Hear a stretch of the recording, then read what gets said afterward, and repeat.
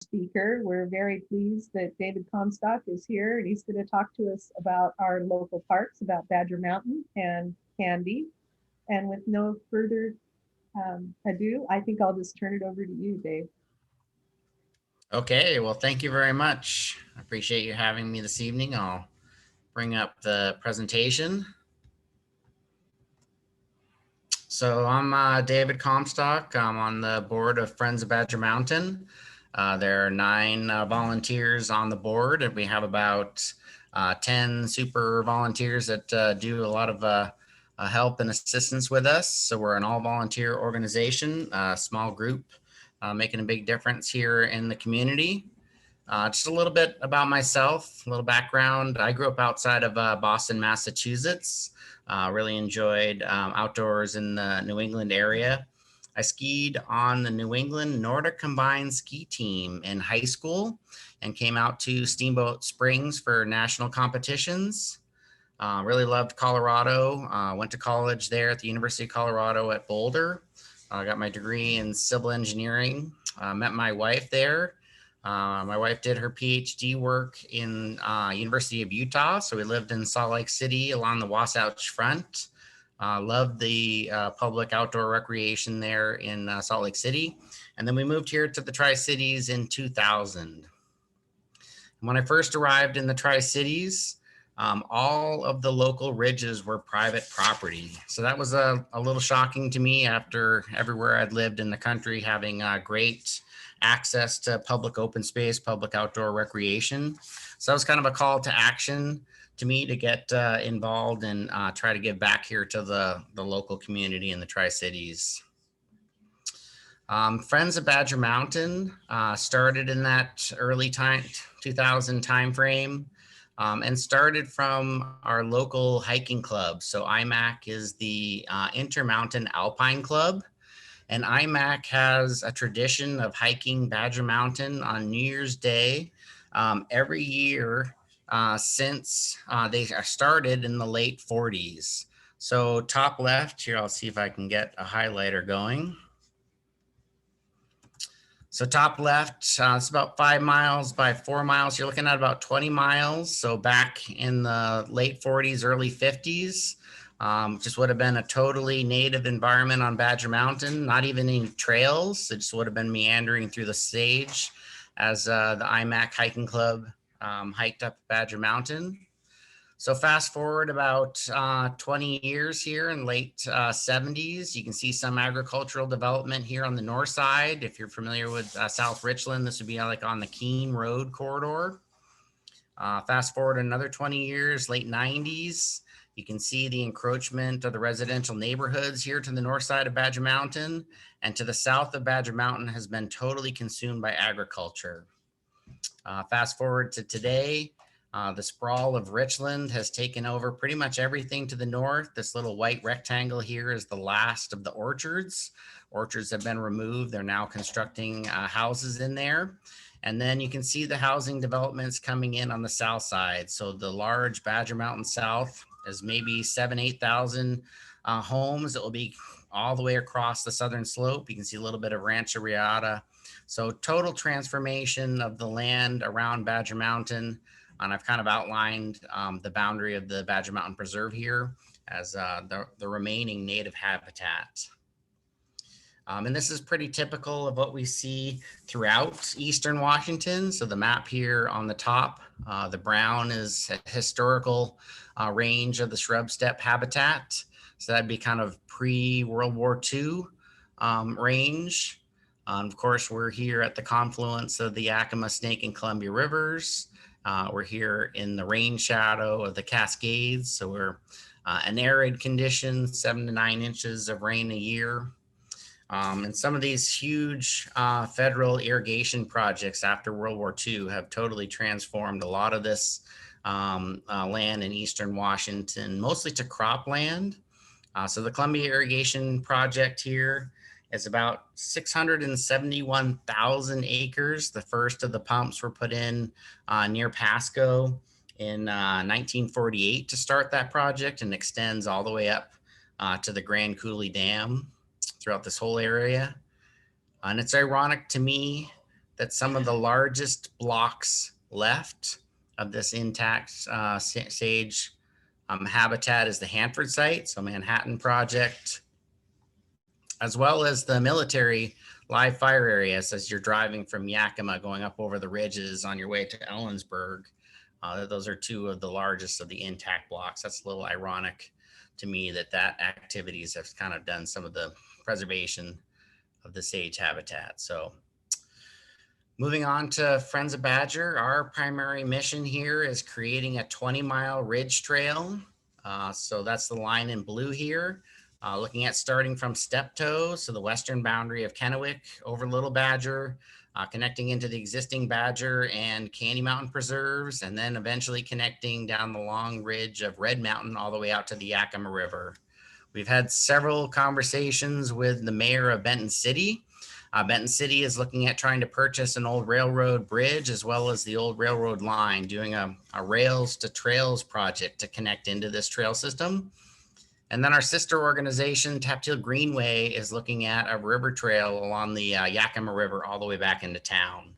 So together, that's a ridges to rivers trail system about 50 miles long that will help make Tri-Cities a destination for outdoor recreation. Here's a little bit about what Friends of Badger Mountain has been able to accomplish so far.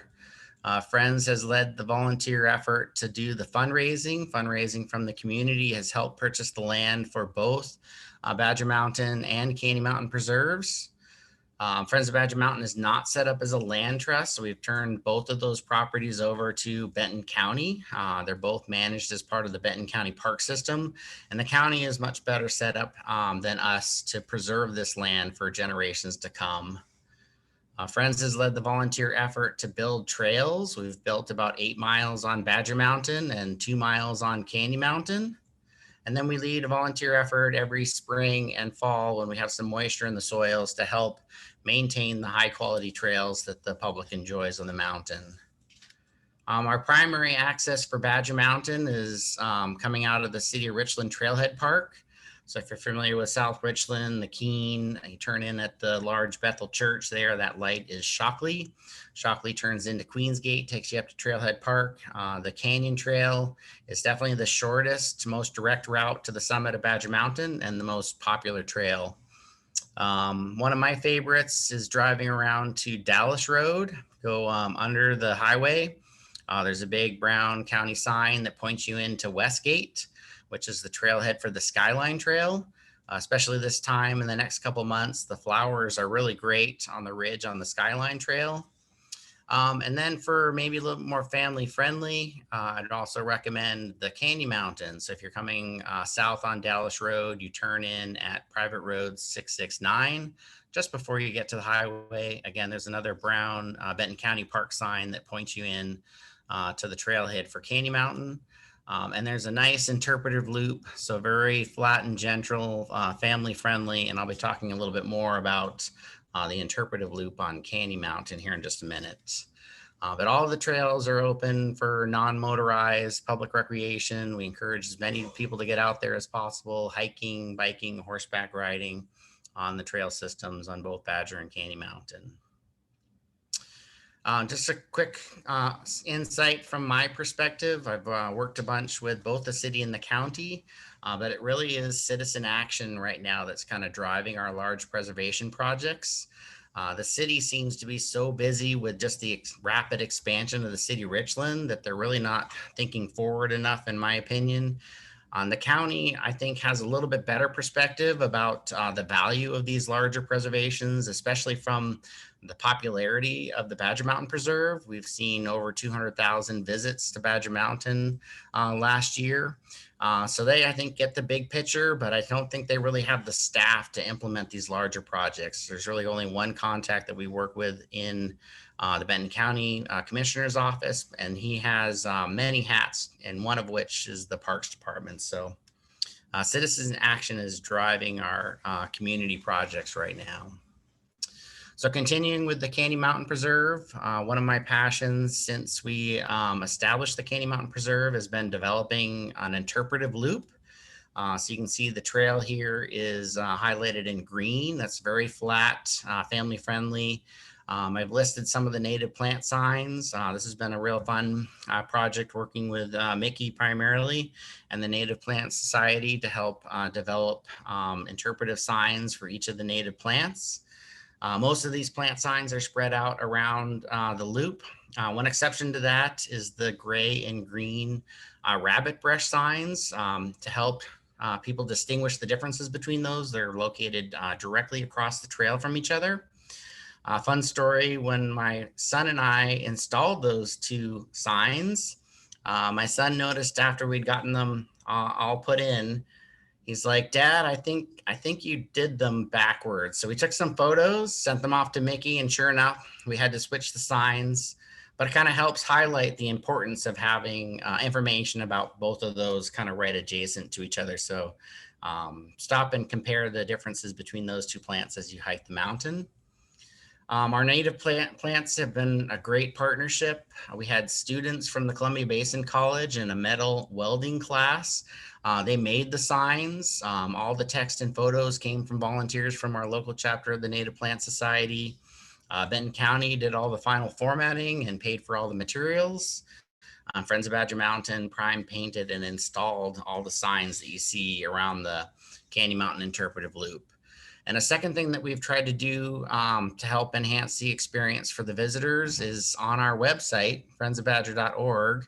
You can go to the Candy Mountain Interpretive Loop, and every single one of the signs has a link. When you click the link, it takes you directly to the Burke Herbarium website for that specific plant. And I'm by no means a plant expert, so when I've tried to navigate on their website, I often don't find what I've been looking for. So having this link directly from our website, clicking directly to the plant that you're interested in, that's been super helpful. I usually have my phone with me. So if anybody asks me for more information, I'll go to our friend's website, click directly on that plant. And there's lots of great information on the habitat, when it's typically flowering, lots of super pictures. So I'd encourage you to use that resource as you're out hiking. That'd be something that you can enjoy as a little primer here for the hike that you're planning this coming weekend. So for a quick tour of some of the plants you'll see, I think Mickie mentioned this earlier, the woolly pod milk vetch is out there right now. And that's one of the main ones that I've seen as the very first flower that we have there on Candy Mountain. And looking at the Burke Herbarium, this is a little bit earlier. It says it's typically flowering starting in April. But this last year, I saw them here as early as mid-March. And by the end of March, I counted about 25 of these milk vetches around the perimeter of the Candy Mountain Loop Trail. Our first wave of yellow is usually the turpentine parsley. And it really does have that turpentine smell. So I think this is the correct identification. We were talking about that a little bit in the preamble before we started here. If you take a little bit of the leaves and crush it, it really does have that turpentine smell. And we see more of it in the mid-mountain. I think there's more wind-blown sand deposits in the mid-mountain, even above the loop. So a little difference in elevation makes a difference. A little bit of a difference between the north slope and the south slope makes a difference on the plants that we see on Candy Mountain. So second wave of yellow typically is the balsam root. Last year, we didn't have as much moisture in this April timeframe. And the specific balsam root plant that I installed the native plant sign at only really had one flower. The year prior, it had a huge bouquet. So we're super sensitive to when the moisture comes for each of these different flowering plants.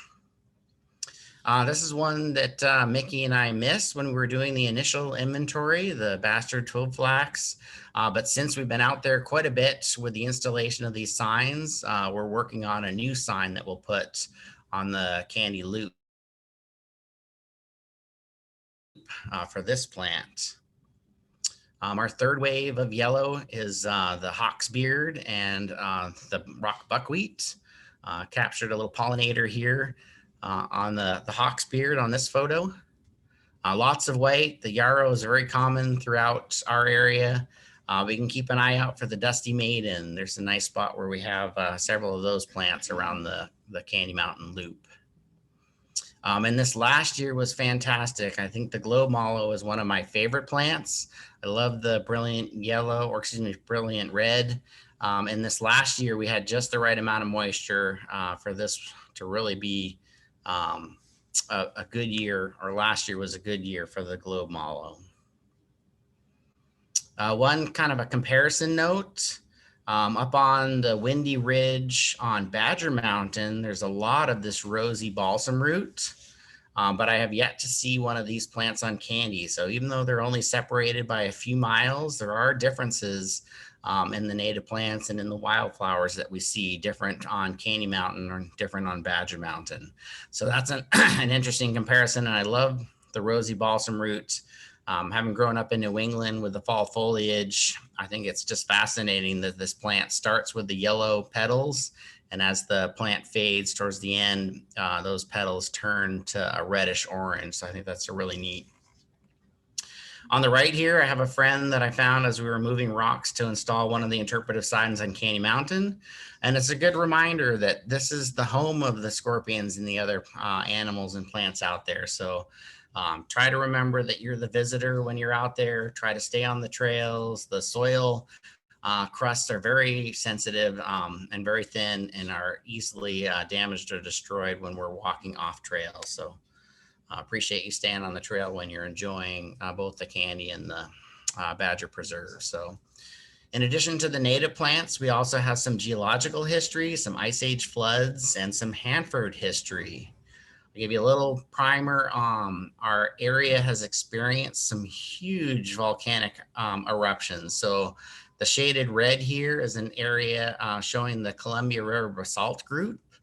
And we have some fissures that are on the border here of Idaho that created these massive overland flows. So the lava was able to cross all this region, all the way out to the Pacific Ocean, even forming some of the sea stacks.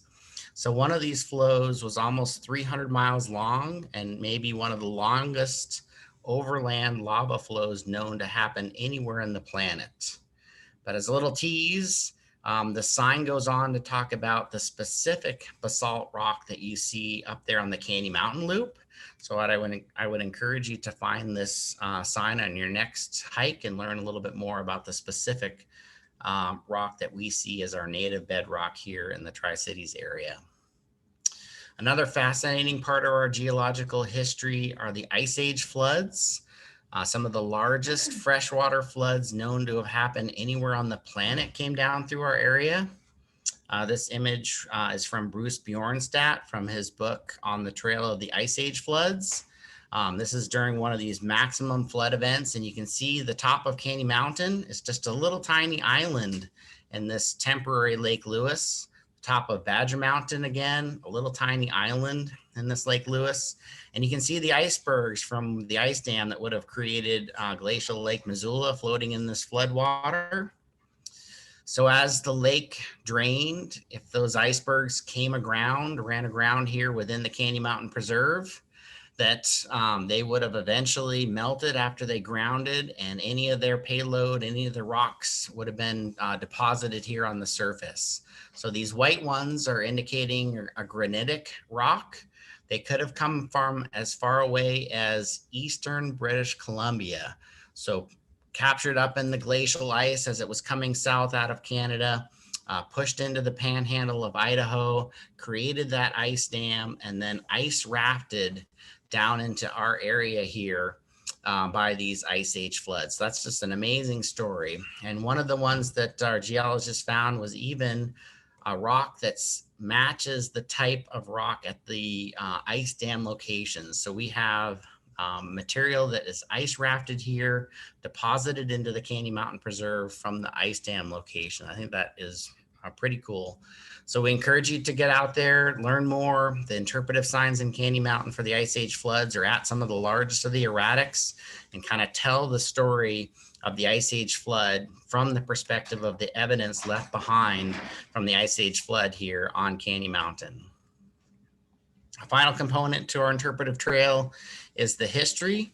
So up at the summit, for those that make it to the top of the mountain, we have these nice views out to the north of the Hanford site. The Hanford site map on the left kind of shows you the existing layout of the Hanford site, and the map on the right here shows the final state after all the cleanup is completed.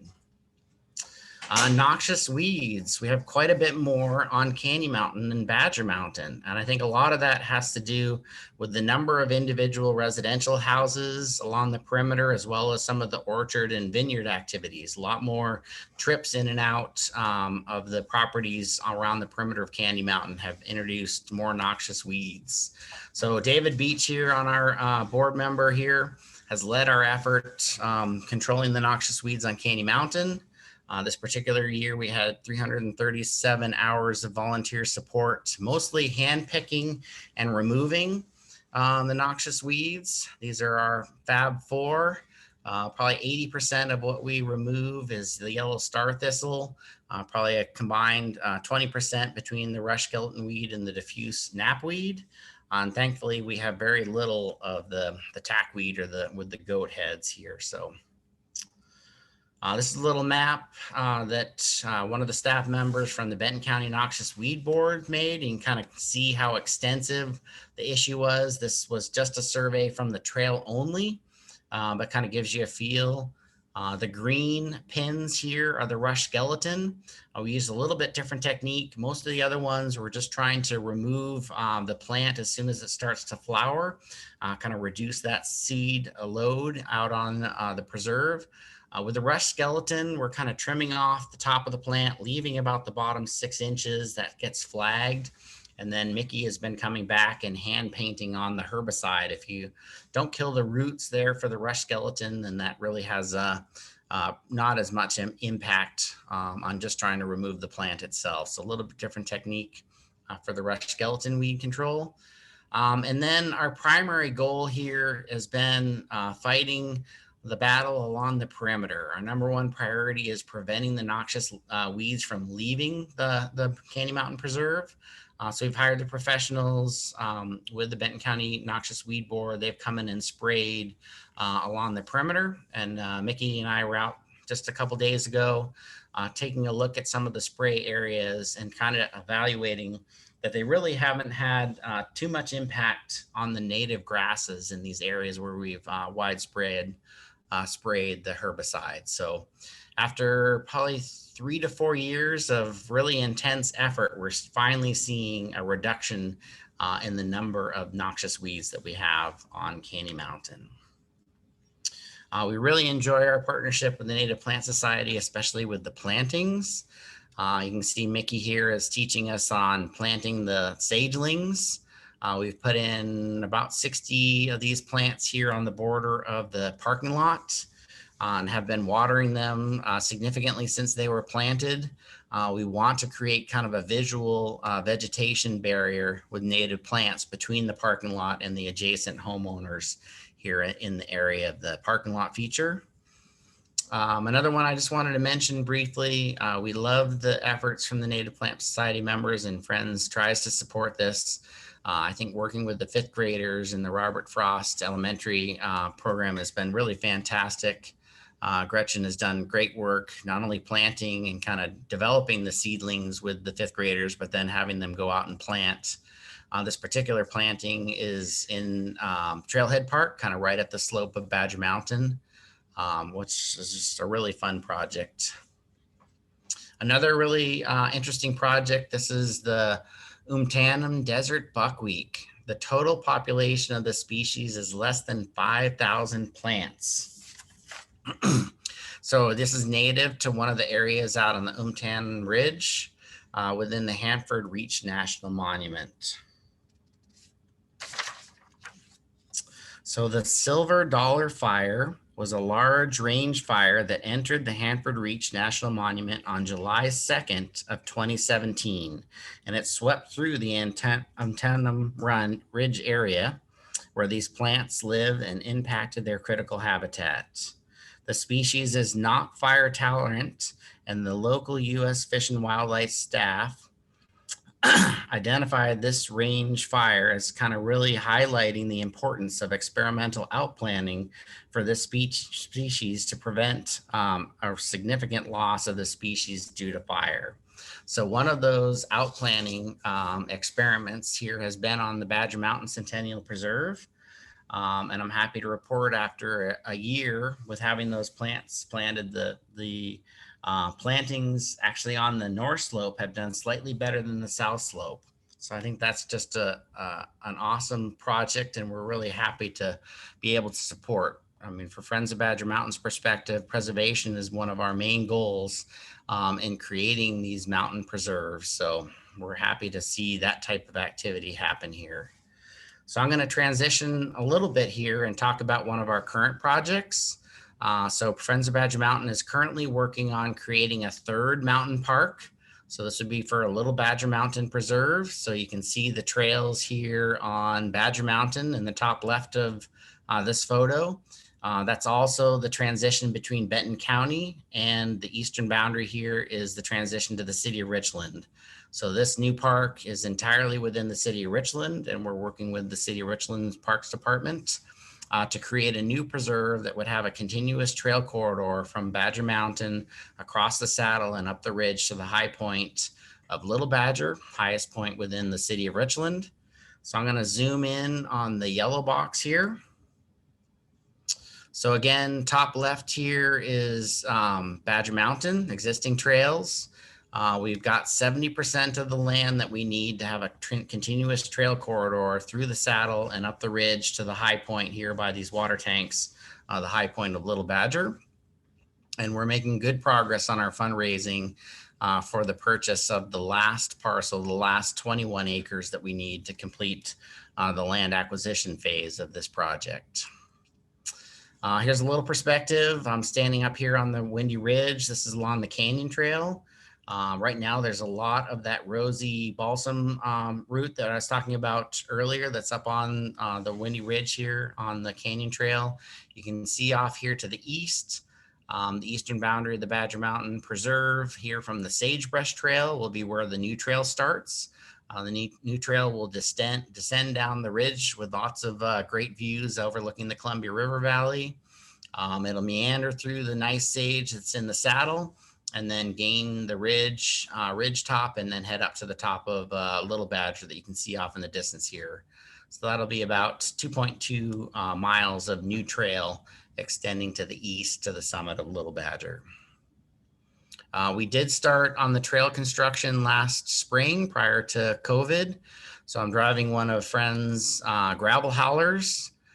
When we first started building trails on Badger Mountain, we were hauling gravel up in 5-gallon buckets. So we've come a long way since then. And we build our trail about 5 feet wide, and we do everything we can to keep the motorized equipment within that trail corridor. We don't even turn the equipment around. So we bring it down, dump the gravel out, and then the equipment backs back up the trail. We're creating preserves, and we want to do as much as we can to preserve the native habitat on either side of the trail. This volunteer is spreading out the gravel. You can see Little Badger off in the distance behind him. So we've built about 2,000 feet of trail so far. We'll actually be hiring a trail construction company to finish the trail down to Queensgate. The sand is very soft, wind-blown material, will require retaining walls for most of this. And that rock retaining wall is more than what we want to build with volunteers. So we'll have a company come in the next couple months, and we'll open the first section of this public trail, providing public access from Queensgate up to the eastern boundary of the Badger Mountain Preserve. Our second priority for 2021 is to complete the fundraising and purchase the final 21 acres, complete the land acquisition portion of the project. If we can do that early enough in the fall, we're hoping the September timeframe, then we'll lead a volunteer effort to build the trail through the saddle. That'll give us neighborhood access to several neighborhoods at the bottom of the saddle, as well as the Westcliff Heights here on the top of the saddle, all access through public trails up to the eastern boundary of Badger Preserve. And then another key project to finish 2021 is design. We have a key section of steep trail on the north face. We've hired a company that has experience in the Columbia River Gorge, bring that expertise building the public trails in the Columbia River Gorge to the Tri-Cities to help us here with this steep section of trail. And then the City of Richland has some funding for later this year to help master plan the entire park. So that type of design work that will happen here through the rest of 2021 will help set us up for construction for 2022. So our goal is to finish building the trail, and hopefully if funding is there, we'll help build the trailhead facilities. And my goal is to have the trails and the facilities built so that we could open the park by the end of 2022. So that's kind of a schedule for the upcoming Third Mountain Park. Here a photo of some of our friends, the Badger Mountain board members. We're hiking just below the summit of Little Badger. This kind of gives you a feel for the steepness of the ridge section. This section right here is where the trail will have to be out on the north face, where we'll have some professional design services come and assist us in that area. And then we'll be meandering through the sage and traversing the trail over to the trails in Badger Mountain. And we really want to try to bring that kind of open space feel that you get on Badger Mountain, where you're kind of meandering through the sagebrush. We want to bring that feel to the City of Richland park system with this connection trail to the summit of Little Badger Mountain. Some of the benefits of the project, it'll be about 73 acres that we're preserving. That's kind of one of our key goals, as well as focusing our property acquisition on the city facing slope. There's obviously a lot of development that's happening on the Little Badger Ridge. We can't stop all of that, but we do want to try to preserve as much of that city facing slope as we can and create a nice trail that meanders through the sage so you can have that kind of open space sensation within the City of Richland. This will provide wonderful outdoor recreation, help keep Tri-Cities, the growing and place that we enjoy with great hiking in our vicinity, even as the urban sprawl continues. And it certainly will have some economic benefit as well as health benefits. One study that we found shows that for every dollar spent on trails, that there is about a $3 saving in medical costs. And I definitely can appreciate that when I get up on Badger. Your heart rate's up. It's a significant effort to make it to the summit. So when you look at calorie burns over 200,000 or 300,000 visits a year, that's a significant benefit to the community as a whole. Like I mentioned, we are trying to finish our fundraising efforts. Similar to Candy Mountain, anyone who donates over $1,000 will get honored on the monuments that we'll have at the new trailhead. We've raised just over 900,000 towards our goal right now. So there's a little less than 600,000 that we have remaining to raise to finish our land acquisition phase for the project. But kind of in closing, it really is, to me, pretty special to be part of this effort. It really has been fundraising by citizens of the community. It really has been community members coming out to help us with construction and maintenance of the trails. So that's one of the things to me that it makes it really special, that it's really by the community driving these preservation projects for the entire community to enjoy. So that's what I had for my presentation this evening. So I'm happy to answer any questions that anybody had as I went through my information. So thank you very much for having me this evening.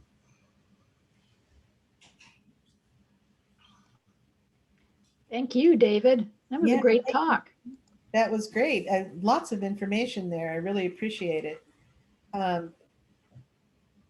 We do have one question.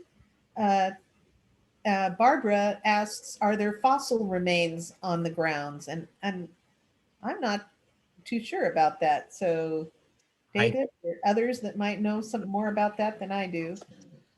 So I guess the main thing that we've gone hunting for is the erratics, which are the Ice Age flood rocks. So we've identified about 25 of those within the saddle of the Candy Mountain Preserve.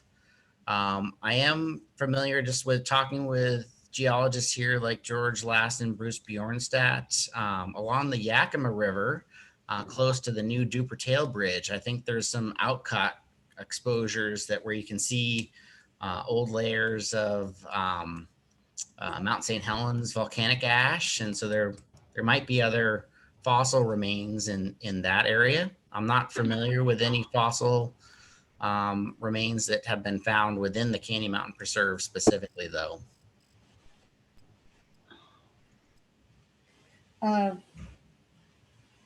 Anyone else want to chime in or either on the chat or directly? I'm trying to let folks in. There is another question too. Joseph Ryan says that it was a great presentation and asks what the plans are for the next phase down from are there plans for the next phase down from Little Badger to Amon Basin? Okay, so let me back up here a little bit in the slideshow to an overview. Oop, there's the one. So hopefully you can see this on your screen. So this, what we're working on right now is the first phase of the project to the summit of Little Badger. We have already secured a key parcel on the south slope. Our second phase would take the trail to Morenci Drive. And we have most of the land already purchased. Like I said, we're working on some final trail easements associated with that component. Get my laser pointer back going. One thing when we originally in 2008 tried to purchase the land, and obviously we're not successful, that where the Falcon Crest neighborhood was established. We simply were not able to raise enough funds. We would have had something in the order of 2.5 million, but the developer was interested in something more like 5. So preservation with once these house preliminary plat developments come in is very challenging, but we were able to negotiate a trail easement along the perimeter. And then the City of Richland has some land that wraps the end of the ridge. That will take us down to Meadow Hills Drive. The other challenge is that we need to cross the irrigation canal. So that is the long-term goal, to get out to Leslie and then use one of the existing tracks through Amon Basin that would take you over to the parking facilities in Claybell Park. Because obviously parking is significant for each of the trailhead facilities here. So that's kind of the end goal. 2022, 2023 timeframe, public trails to the summit. I think very quickly we'll get to Morenci Drive. So hopefully that will also be in that 2022, 2023 for the trail to extend down the south slope.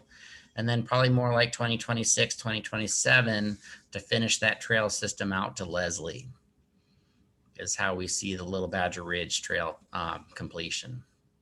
Is there any plan of going down the Amon Basin Canyon that goes between Gage and Columbia Park Trail?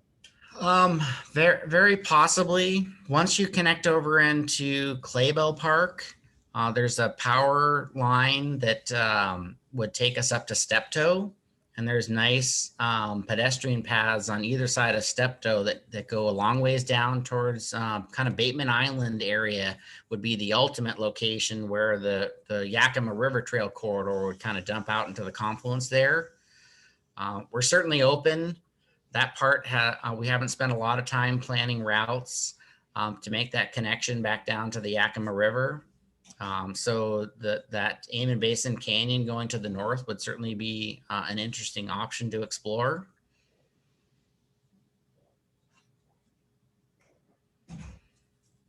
Yeah, that's great.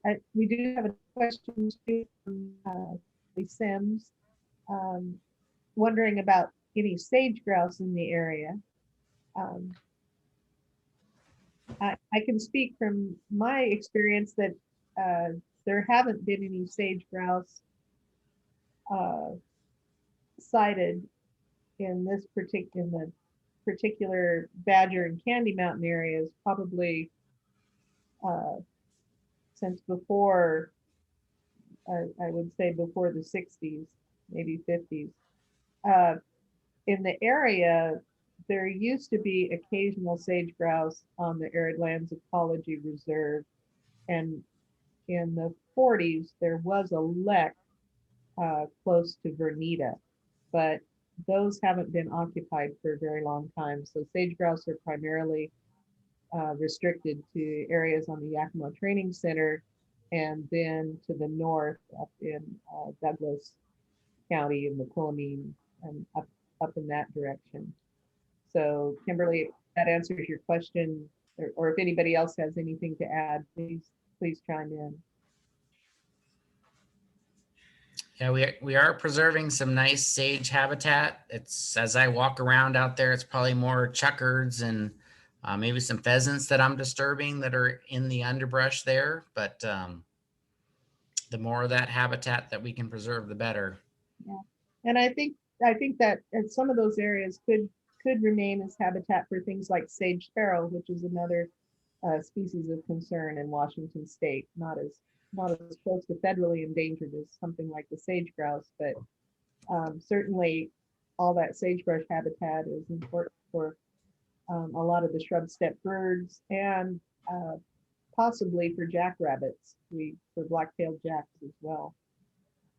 Although those are suffering suffer a lot of road deaths. So in popular areas. And hiking out here also, I've seen, especially in the morning, seen coyotes running along this ridge. So having a natural kind of corridor that connects along the ridge and gets down to water sources like Amon Basin, that connects to the larger property like the preservation up here in Badger Mountain. I think not having just total residential development consuming this whole area is really important. I would agree. The other thing I could just throw out there too is that a few years back, I'm also a member of the Northwest Lichenologists, and we were able, with the support of Friends of Badger Mountain and the Native Plant Society, we were able to organize a lichen blitz on Badger Mountain. And it's that kind of preservation preserves those soil crust organisms. And there's a really nice diversity of species up there. I think we just probably touched the surface, so to speak, of how many different species there are up there. We had professional lichenologists come up and spend 2.5 mornings collecting specimens, and the rest of each of those days trying to identify them as quickly as they could and as well as they could to give us a list. And we collected 240 specimens, and there was a wide range of species that they found. So that was really cool too. And it's really neat that we can preserve that because they're so easily damaged, and Badger and Candy Mountains both have preserved a good range of some of those soil crust organisms that people are still figuring out what their value is. Yeah, they have an incredible amount of value, both for nutrient cycling and for erosion control. And it's great to be able to preserve that level of diversity. It's a part that we often don't recognize, the soil crust, all those mosses and lichens and algae that are out there, as well as the wildflowers that we like to look at. Are there other questions or comments from folks? Things you'd like to ask David, or?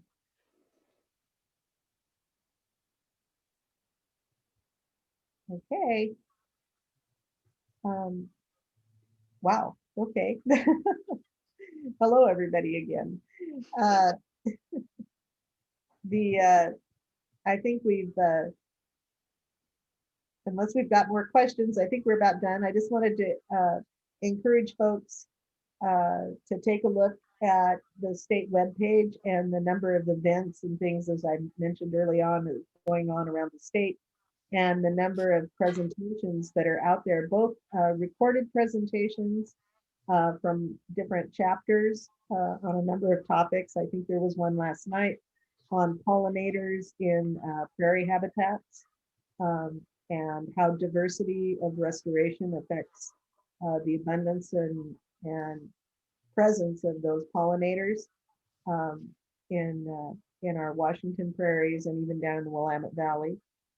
There's a special talk that will be happening on pollinators and backyard, I won't get this right, kind of backyard habitats that can increase connectivity for pollinators. It's by quite a famous person. David Ptolemy. Thank you, David Ptolemy.